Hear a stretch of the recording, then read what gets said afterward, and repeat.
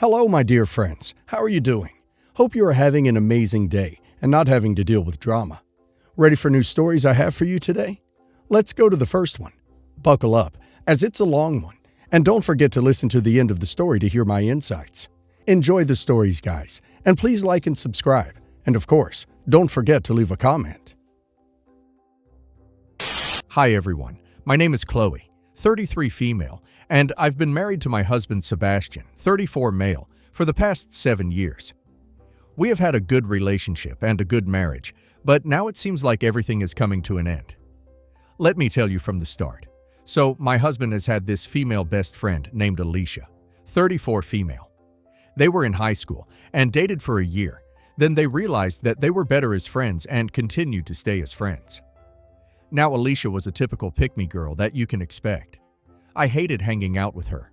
Alicia was one of those girls who always had to be the center of attention, and she definitely enjoyed putting me down to make herself look better.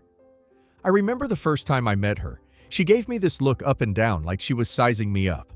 Then she made some comments about how she was so glad my husband had finally found someone, and how she was glad that she didn't have to marry him anymore. It felt so weird, but I brushed it off thinking maybe I was just being sensitive.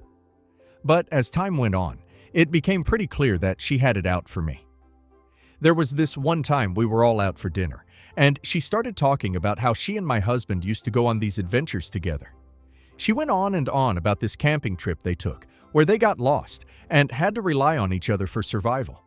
She made it sound like some epic romance, and I just sat there feeling like a third wheel. Then there was the time we were at a party, and Alicia decided to tell everyone about how my husband used to have this huge crush on her back in high school. She laughed about it, saying how he was always trying to impress her and how she thought it was cute. I could see my husband squirming in his seat, clearly uncomfortable, but Alicia just kept going. It was like she wanted to remind everyone, especially me, that she was his first love or something. The worst, though, was probably last Christmas. We were all at my in-laws' house, and Alicia had come over with this elaborate homemade pie. She kept going on about how she learned to make it from scratch and how it was my husband's favorite. When I mentioned that I had begged cookies for the occasion, she gave me this pitying look and said, "Oh, that's so sweet. I'm sure your cookies are delicious too." Now I know it doesn't sound so mean, but the way she said it was so condescending I could have screamed. To make matters worse, my husband didn't seem to see how awful she was. He insisted that she was just being friendly and that I was overreacting. He kept reminding me that they have a lot of history and that she meant no harm. But it felt like every time we were around her, she was trying to undermine me and make me feel small. I tried talking to my husband about it, but it always turned into a fight.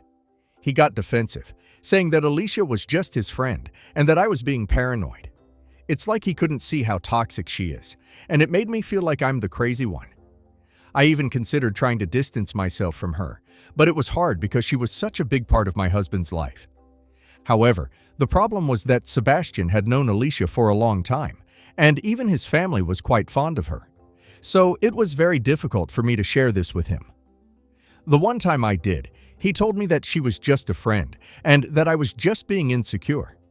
However, I started to notice how Sebastian's mom, Regina, 66 female, acted towards Alicia and me. She always tried to in Paris and preferred Alicia over me. I will admit that I felt pretty bad because of this. For instance, Regina would always invite Alicia to family dinners without consulting me first. She'd call Alicia practically family, which felt like a slap in the face.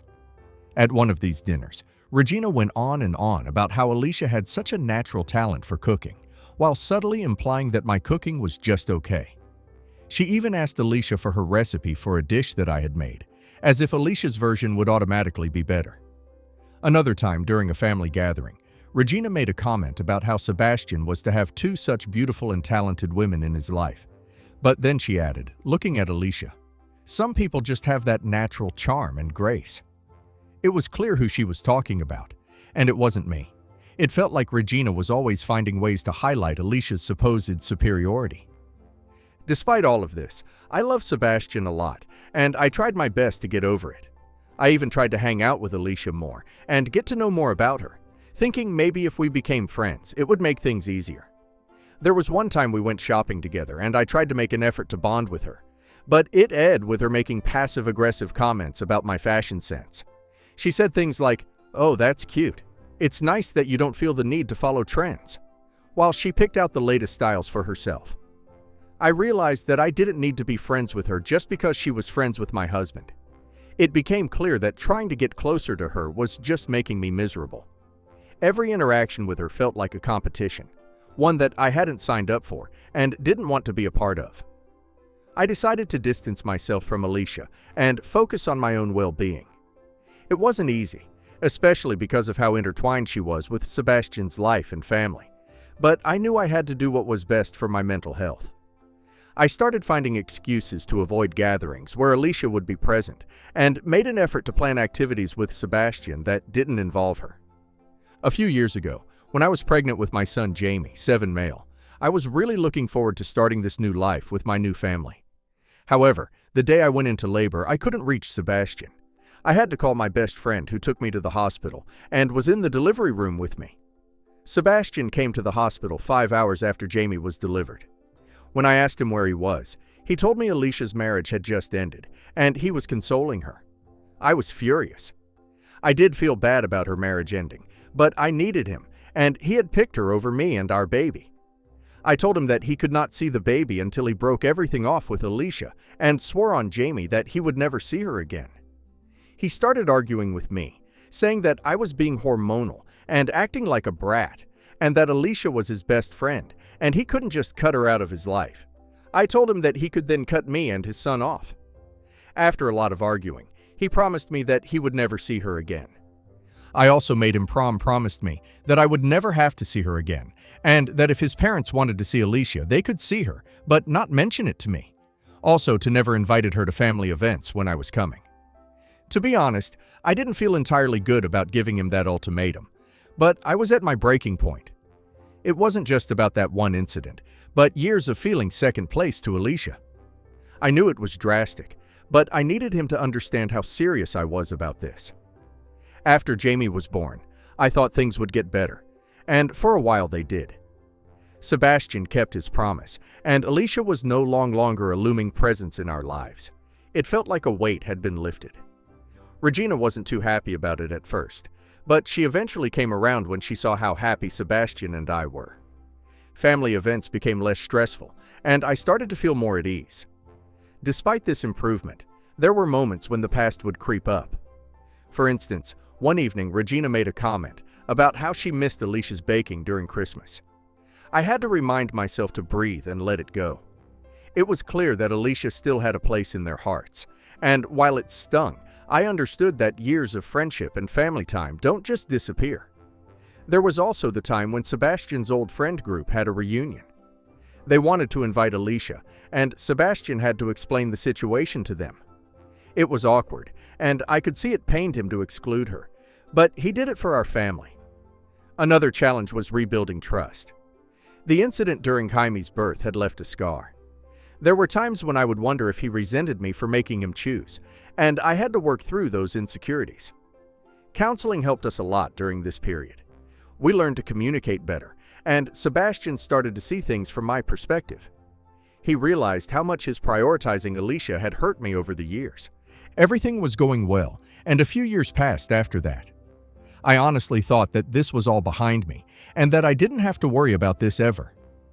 Since my son has grown up now, sometimes I ask my mother-in-law Regina to babysit, especially during the hours I work. It's only for a few hours every day at a time, and sometimes on weekends. However, ever since she started babysitting my son, I have noticed that Jim's attitude towards me has changed completely. He is no longer the sweet son who loved to hug me whenever he saw me. Now he throws tantrums and seems so different. For example, Jamie used to be excited when I came home from work, running to give me a big hug. Now he barely acknowledges me, and sometimes even refuses to talk to me. He used to love our bedtime stories, but now he insists that Grandma tells better stories and doesn't want me to read to him anymore. It's heartbreaking. I've also noticed that Jamie has started saying things that sound suspiciously like Regina's opinions. He'll say things like, "Grandma says you should spend more time with me," or "Grandma makes the best food, not you." It's like he's parroting what she says, and it makes me wonder what she's telling him when I'm not around. One time we were out shopping, and Jamie threw a massive fit because I wouldn't buy him a specific toy. He screamed, "Grandma would get it for me." It was so embarrassing and out of character for him. He never used to behave like that. When I tried to explain why he couldn't have it, he just kept saying that Regina always lets him have what he wants. Things came to an end a few weekends ago when Jamie refused to come home after spending the day with Regina. He said, "I want to stay with Grandma. She's nicer to me." I was devastated. I tried to talk to Regina about it, but she brushed it off, saying that Jamie was just being a typical kid and that I shouldn't worry, but it's hard not to. I've also noticed Jim's behavior has changed in other subtle ways.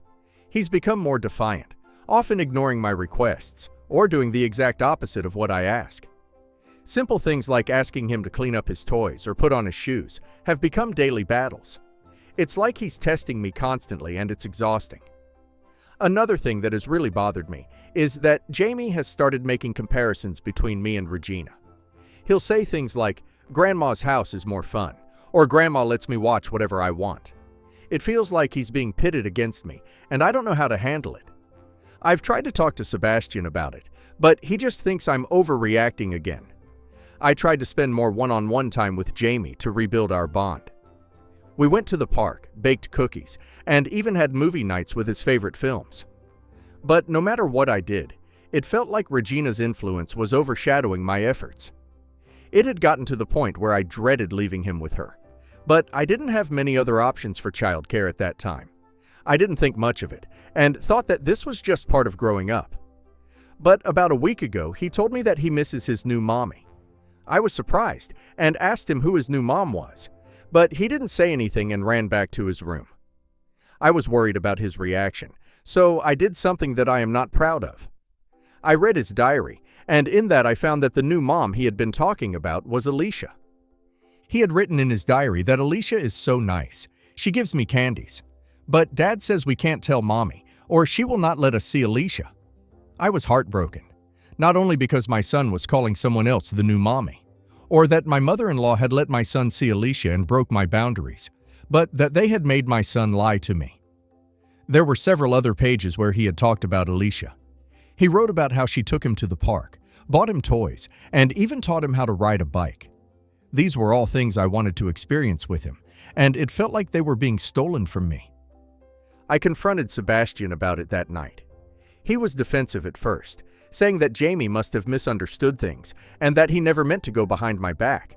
But the diary entries were clear, and there was no denying that he had crossed the line. He admitted that he had taken Jaime to see Alicia a few times, thinking it wouldn't hurt since Jamie seemed to like her. He didn't understand how much it hurt me to be kept in the dark and undermined. I felt betrayed, not just by Sebastian, but by Regina as well. She had clearly been facilitating these visits, knowing full well that I wouldn't approve. It was like she didn't respect my role as Jaime's mother, or my right to set boundaries for our family. I called her out on it, and she just shrugged it off, saying that she was just trying to keep everyone happy. Jaime's diary entries also reveal that Regina had been telling him that Alicia was like a second mom to him. No wonder he was so confused and acting out. He didn't know who to listen to or how to reconcile the conflicting messages he was getting from the adults in his life. It was heartbreaking to think about the confusion and stress he must have been feeling. I was angry. I waited for Sebastian to come home, and when he did, I asked him about this. He tried to deny it, but the proof was right there, so he couldn't. He said that Alicia just visited the house when he and Jamie were there, and Mom just innocently told Jamie that Alicia was his new mommy, and it stuck. He claimed that he had only met Alicia once, but then I showed Jaime's diary to him, and his lies unraveled. He said, "So what if Alicia met him? This was all a mistake," he insisted. But I told him that this wasn't a mistake. I set a boundary and he broke it. I told him to get out of the house. He left and stayed with his parents for the night. That night I couldn't sleep. My mind was racing with all the emotions and thoughts. How could he do this? How could he put Jamie in such a confusing situation? I felt like my trust had been shattered, and I didn't know how we could move forward from this. This I kept rereading Jim's diary entries, each one breaking my heart a little more. The next morning, Regina called me. She was upset that I had kicked Sebastian out and said I was overreacting. She kept defending Alicia, saying that she was just trying to be nice to Jamie and that I was making a big deal out of nothing. I told her that she had no right to go behind my back and that she had completely disregarded my feelings and boundaries. She tried to argue, but I hung up on her. I was done with her meddling. He came home the next day and tried to talk to me, but I told him that I was done with him and that I wanted to leave him. He said that he couldn't believe I would say that over such a small thing. I told him it was not a small thing. The day our son was born, he picked Alicia over me, and now he has done it again. I am not going to stand for this. I told him that he should take his stuff and move out, and that we would contact the lawyers and figure out the custody and everything else. He started crying and begging me not to do this. He kept saying how much he loved me and Jamie, how he never meant to hurt us, and that he couldn't imagine his life without us. But I was really done. I felt a mix of emotions, anger, betrayal, and deep sadness. I had given him so many chances to prove that he could prioritize our family, but he kept letting me down. It wasn't just about Alicia. It was about the pattern of disrespect and dishonesty. Every time he chose her over me, it felt like a knife to my heart. The day Jamie was born was supposed to be one of the happiest days of our lives, but instead it was marred by his absence and the realization that he would always put Alicia first. Sebastian kept insisting that he didn't mean to hurt me, that he was just trying to be a good friend to Alicia, but that wasn't the point. The point was that he consistently disregarded my feelings and the boundaries we had set together. His actions showed me that he didn't respect me or our marriage. As he sat there crying, I felt a strange sense of calm. I knew this was the right decision for me and for Jamie. We couldn't keep living in this toxic cycle. Jamie deserved to grow up in a home where his parents respected and valued each other, not one where there was constant tension and deceit. I started packing his things while he watched, still pleading with me to reconsider. He said he would cut Alicia off completely, that he would do anything to make things right, but I couldn't believe him anymore. His promises meant nothing when his actions repeatedly betrayed me. I told him that I needed space and time to heal, and that meant he had to leave.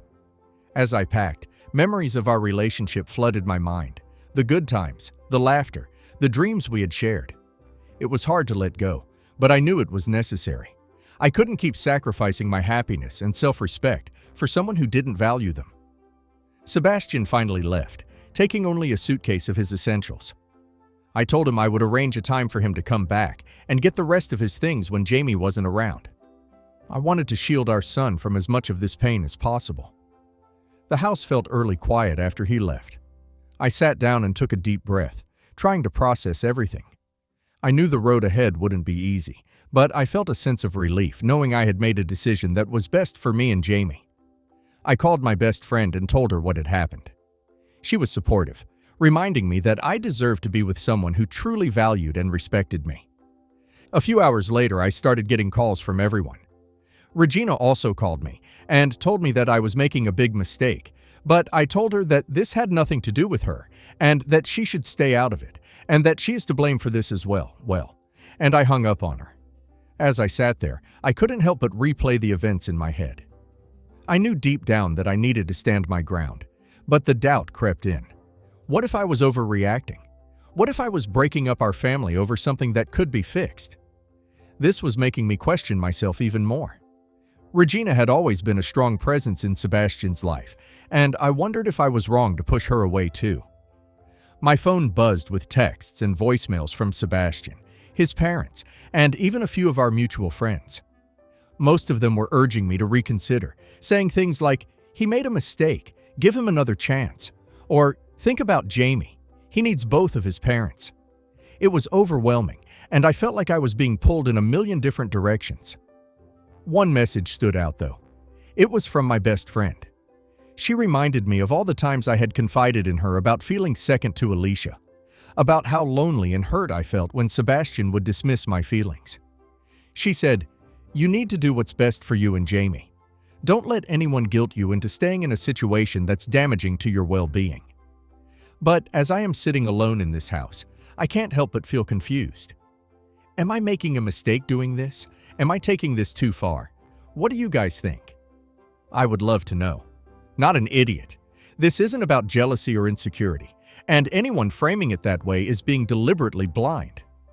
OP's husband chose another woman over OP during labor, then agreed to clear boundaries, then secretly broke them and involved OP's child in lying.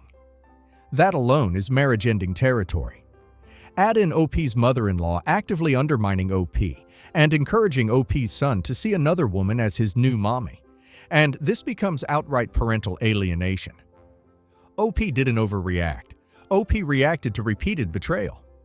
Protecting your child from confusion and manipulation is not cruelty, it's parenting.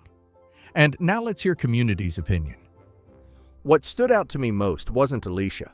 It was Sebastian and Regina. Alicia could disappear tomorrow, and the core problem would still exist. Your husband allowed this, lied about it, minimized it, and then tried to gaslight you by calling it a small thing. It is never a small thing when a parent tells a child to keep secrets from the other parent. That's dangerous. Your mother-in-law crossed a massive line, and your husband let her. You're not destroying the family. They already did. Please don't let anyone convince you this is harmless. A 7-year-old being told someone else is his new mommy, being given gifts and privileges in secret, and being coached to lie is emotionally damaging. His behavior changes didn't come out of nowhere. They were a direct result of adult manipulation. You did the right thing by stopping it now, instead of letting it escalate further. Document everything and get a lawyer immediately. This is about Jamie's mental and emotional safety. Update 1. Hi everyone, I know it's only been a day since I made the post, but I have a few updates. Things have become so much clearer now. So I had packed essentials for Sebastian, but his iPad was left behind. Normally I wouldn't have snooped, but I wasn't the same person I was a few days ago. So I opened his messenger apps and checked his chats. And surprise, surprise, I found texts between him and Alicia. And guess this? The texts went back years. As it turns out, he never stopped talking to her. I spent all night going through these texts. I found messages that dated back to shortly after Jamie was born. The messages were heart-wrenching and eye-opening. Sebastian would tell Alicia how much he missed her and that he wished things could be different. He even expressed regret about not being able to openly see her, saying things like, "I hate that I have to keep you a secret from Chloe." In one conversation, Sebastian mentioned, "Sometimes I think about how easy things would be if we were together. I know it's complicated, but I can't help but wish it." It was devastating to read how he had been holding on to feelings for Alicia, all while pretending to be committed to our family. The texts also revealed how frequently they talked. They had long chats about their lives, their struggles, and their dreams. Alicia would often send Sebastian updates about her life, including personal details and complaints about her own romantic relationships. Sebastian would respond with supportive messages, sometimes even giving her relationship advice. It was clear that their bond went way beyond just friendship. One message from Alicia was particularly painful. She said, "I know we can't be together, but I really cherish what we have. It's been hard without you." To which Sebastian responded, "I feel the same way. I wish things were different. I hate that I can't be more open about how I feel." It felt like a punch to the gut to see how he had been emotionally invested in her while our marriage was falling apart. There were also messages where Sebastian would complain about me, venting to Alicia about how difficult things were at home and how he felt trapped. It was a painful realization that he had been sharing intimate details about our marriage with someone else. Reading those messages made me feel incredibly betrayed. It was like he had been living a double life, sharing his frustrations with Alicia instead of working through them with me. I spent hours crying and trying to process everything I had found. The betrayal cut so deep, and it was hard to believe that someone I trusted so completely could be so dishonest. I felt like all the pain and confusion I had been feeling over the past few years suddenly made sense. The consistent pattern of neglect and dishonesty was finally laid bare. There is no more confusion in my head. I now know that I need to leave this man. He doesn't value me, and he doesn't respect me or my wishes. Update 2. Hi everyone, I know it's been a month, but I've been figuring out a lot of things. I didn't confront Sebastian about the messages I had found right away. In the meantime, I hired Mover to take his stuff to his mother-in-law's house where he had been staying. The day they arrived, I got a call from Sebastian, but I didn't pick up. A few hours later, he showed up at my door crying and asking me how I could do this, and that he deserved a second chance. This was my moment. So I took a deep breath and decided to lay it all out. I told him about everything I had found on his iPad, how he had never stopped talking to Alicia, and how his secret conversations with her revealed his true feelings. I described the messages where he talked about missing her, regretting that he had to keep her a secret, and feeling trapped in our marriage. I made sure he knew I had read it all, and that I wasn't going to be manipulated by his pleas. I told him, "You've been living a double life, and now you can be with Alicia. You've always wanted this, and now you're free to pursue it without hiding your true feelings." His face went pale, and he started begging and pleading. He said things like, "I didn't mean for things to go this far, and I'm so sorry. Please don't do this." He even tried to guilt-trip me, saying, "Think about Jamie. You're breaking up our family." Seeing him like that, crying and desperate, was a mix of pain and oddly satisfying. I felt like I had finally taken control of the situation and stood up for myself. I reminded myself of all the times he had let me down and all the broken promises. I told him I needed him to leave and shut the door in his face. It was a harsh decision, but it felt like the right thing to do. I won't lie, it felt good seeing him cry like that. It was like a form of justice for all the times he had made me feel worthless. The next day, I started the process of formalizing the separation. I contacted a lawyer to discuss the legalities of the divorce and custody arrangements. I wanted to make sure everything was handled properly, so that there wouldn't be any issues down the line. I was determined to get everything sorted out as smoothly as possible. Sebastian continued to call and text, trying to apologize, and convince me to reconsider. He sent messages like, "I'm willing to do anything to make this right, and please let's talk about this one more time." I didn't respond. I needed space and time to heal, and I wasn't ready to have any more conversations with him. I felt that every time I engaged with him, it was a step backward, and I really need to move forward. So I told him to never text me or call me again, and contact my lawyer if he wants to say anything. After that, I blocked him. Update 3.